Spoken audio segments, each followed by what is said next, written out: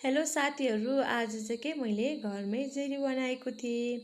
जेरी बनाउन चाहिँ एकदमै सजिलो छ है साथीहरू। त्यस्तो केही धेरै सरसामान पनि चाहिँदैन। मैदा लिएको छु मैले, अनि मैदा अनि फुड कलर अनि बेकिङ सोडा हालेर यसलाई चाहिँ मजाले चलाउनु पर्छ साथीहरू। मजाले फेट्नुपर्छ है। यसमा चाहिँ लम्सहरू बस्नु हुँदैन। अनि अर्कोपट्टि चाहिँ मैले 1 कटौरा चिनी अनि आधी कटौरा पानी लिएको छु। अनि यसलाई चाहिँ मजाले पकाउनु पर्छ है। यो चास्नीलाई यो च्याप नहुने जेलसम्म पकाउनु पर्छ। अनि मैले थोरै फुड कलर पनि राखेको थिएँ त्यसमा पनि, अनि रातो भएको थियो। अनि मेरो पहिलो लट चाहिँ जेरी चाहिँ हेर्नु न साथीहरू, खासै राम्रो बनेको थिएन।